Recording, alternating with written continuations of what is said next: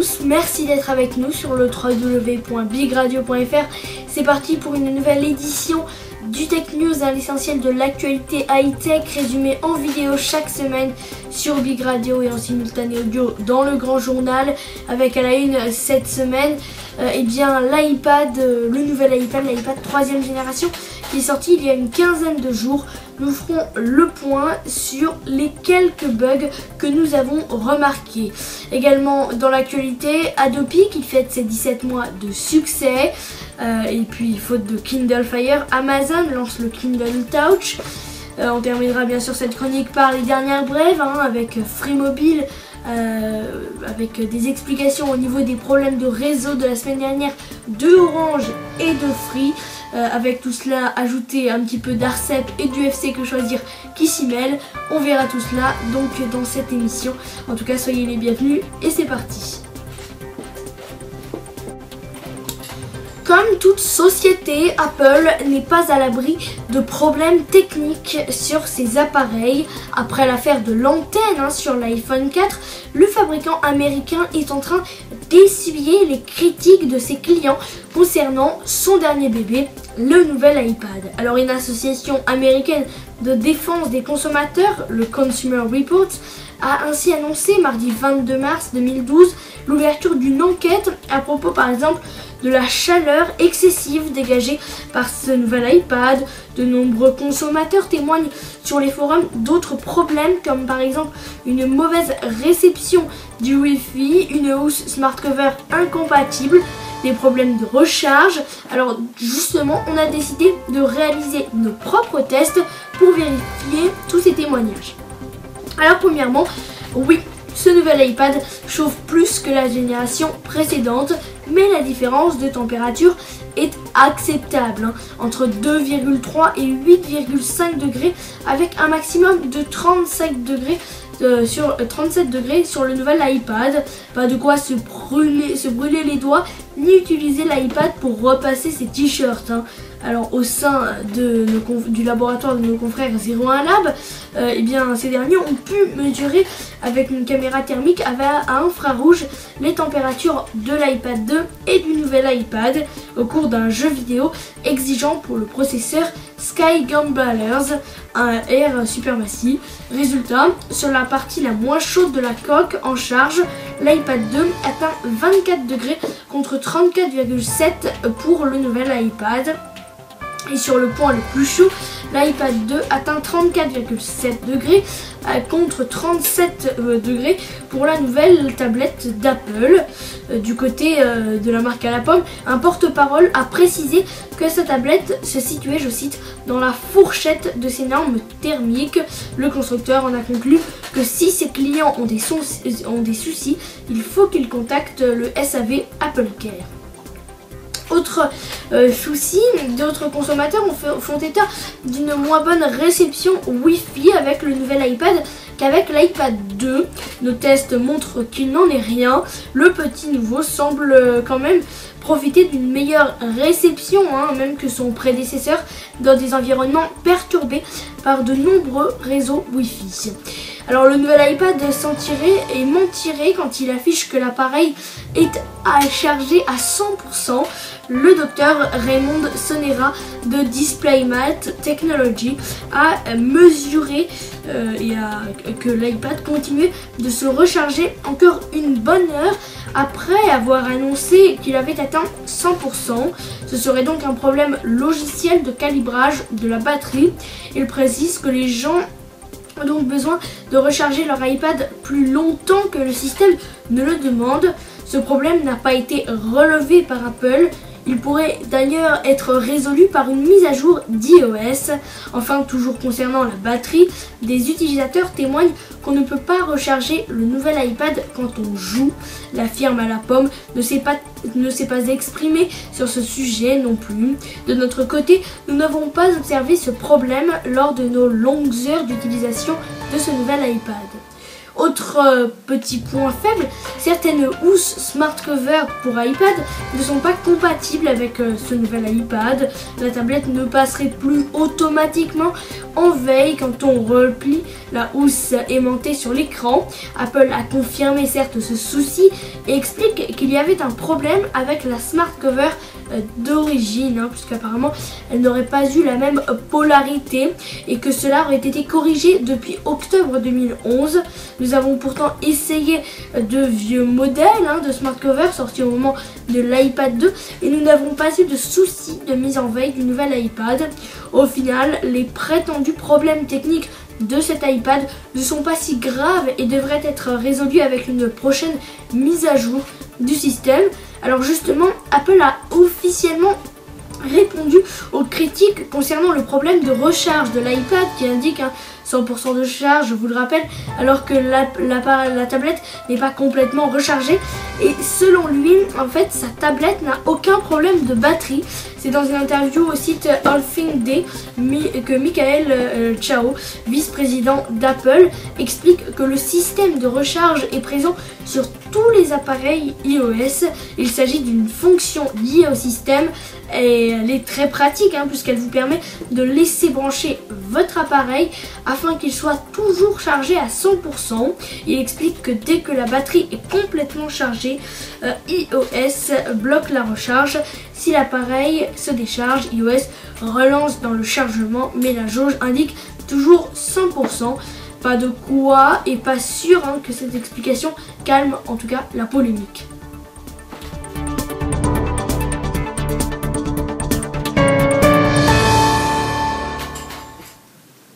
À la fin du mois de janvier 2012, l'IFPI, l'International Federation of the Pornographic Industry, rendait un rapport où elle célébrait l'efficacité et les effets positifs de la Adopi sur le paysage numérique français.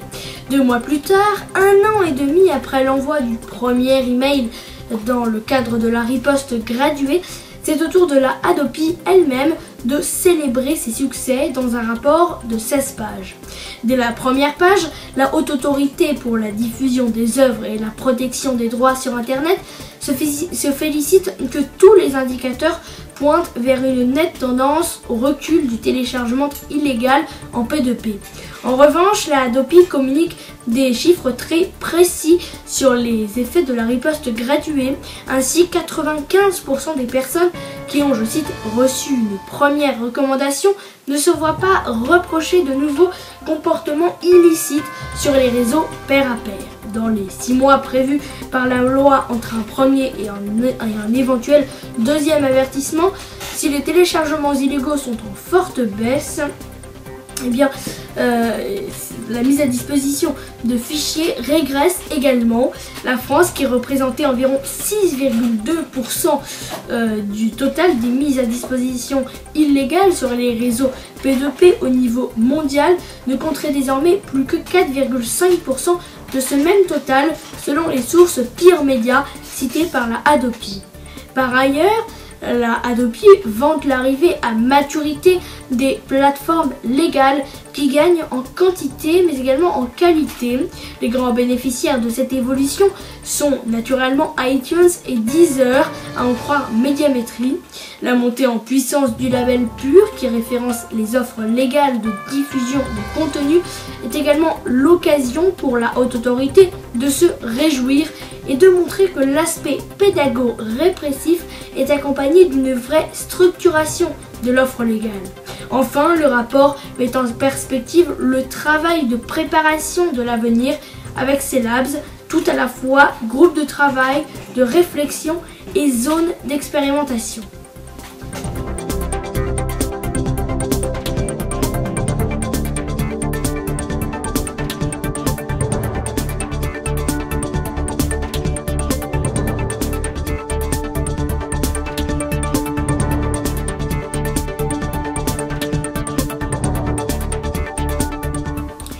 Pas de Kindle Fire à l'horizon pour le moment, mais une nouvelle liseuse chez Amazon.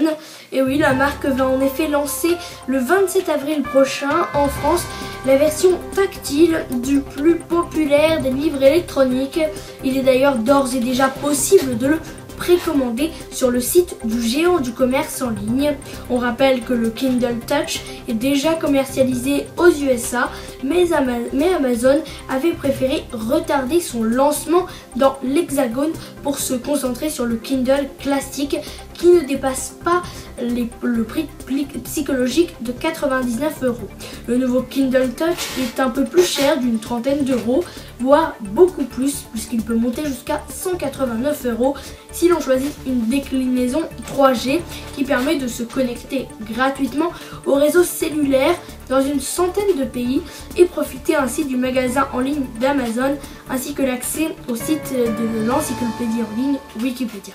Il dispose d'un écran à encre électronique de 6 pouces strictement identique à celui du Kindle traditionnel et d'après nos premiers essais plutôt réactifs aux sollicitations des doigts, les boutons pour tourner les pages ont disparu.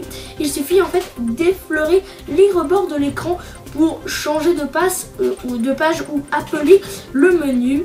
Un seul bouton qui sert à revenir au menu principal a été conservé. Par ailleurs, Amazon a dopé sa capacité de stockage qui passe de 3000 livres et son autonomie annoncée à 2 mois. En revanche, le Kindle Touch est plus lourd, 213 grammes contre 170 pour la version traditionnelle. Et la tablette Fire dans tout ça, eh bien Xavier Garembois, patron d'Amazon France, a refusé de nous donner une éventuelle date de lancement pour le produit en France, mais il nous a indiqué quand même qu'il s'agissait d'un tout autre marché et que l'entreprise préférait pour l'instant se consacrer au marché émergent du livre électronique dans notre pays. Il faut dire qu'Amazon doit avant de lancer la Fire, établir de nouveaux partenariats, notamment pour proposer un service de vidéo à la demande suffisamment fourni.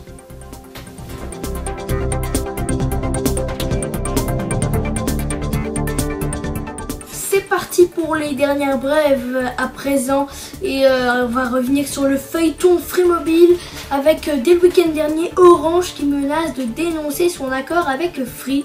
Et oui, Orange a ouvert un nouveau chapitre dans le lancement des forfaits de Free Mobile en menaçant de dénoncer les contrats avec Free. C'était certainement un simple coup de pression puisque pour le moment, Orange n'a pas dit grand chose de nouveau.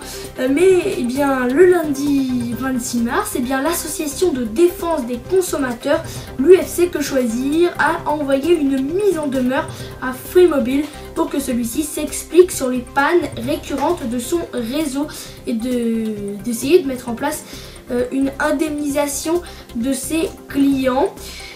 Par ailleurs, Free Mobile promet un retour à la normale d'ici 15 jours, puisque une nouvelle rubrique dans l'espace abonné a permis cette semaine aux clients de Free Mobile d'en savoir plus sur les soucis qui plombent le réseau. L'opérateur a promis donc au passage du mieux d'ici à 2 semaines. Et bien vendredi, Orange s'est expliqué et s'est disculpé. Et oui, plus que Jean-Luc Vuillemin, le directeur technique réseau et services au sein d'Orange, a livré ses explications concernant les pannes victimes de Free Mobile. Et bien, il s'est expliqué sur les sites du Figaro et de Challenge. Bien pour le directeur, Orange n'en est rien responsable. Siri satisfait les utilisateurs, mais pas pour tous les usages. Et oui, c'est selon une étude de Parks Associates qu'une vaste majorité des utilisateurs de l'iPhone 4S ont recours à l'assistant vocal intelligent de l'appareil au moins une fois par mois et plus de la moitié en sont heureux. L'État doit 24 millions d'euros à Microsoft. Et oui, c'est selon l'Express que le tribunal administratif de Versailles a annulé les 20 millions d'euros de redressement fiscal payé par Microsoft concernant les années 91 à 2001, mais a aussi condamné l'État à verser 4 millions d'intérêts aux géants du logiciel. L'objet du redressement venait du fait que Microsoft France ne touchait qu'une commission sur les ventes réalisées en France, l'argent allant principalement à Microsoft en Inde. Google et l'Institut national de l'audiovisuel l'INA ont passé un accord pour que 57 000 vidéos issues du fond du site web soient accessibles gratuitement sur le site de vidéo à la demande YouTube. Et puis enfin, à en croire nos confrères en jeux vidéo de Kotaku, le successeur de la PS3 s'appellera Orbi et pourra sortir pour les fêtes de fin d'année en 2013. Des rumeurs qui, avec un peu de chance, pourraient prendre corps lors de l'E3 en juin prochain. Voilà, merci à vous tous de nous avoir suivis sur le www.bigradio.fr. C'est la fin de cette chronique. N'hésitez pas à rejoindre notre page Twitter, twitter.com/bigradiofr, ainsi que notre page Facebook nommée Big Radio, où vous êtes de plus en plus nombreux à nous rejoindre, 203 fans exactement. J'en profite également pour vous souhaiter un bon poisson d'avril, puisque c'est le dimanche 1er avril où eh bien, nous enregistrons cette fameuse émission. Nous on sera là la semaine prochaine, comme chaque semaine donc, et d'ici là, portez-vous bien.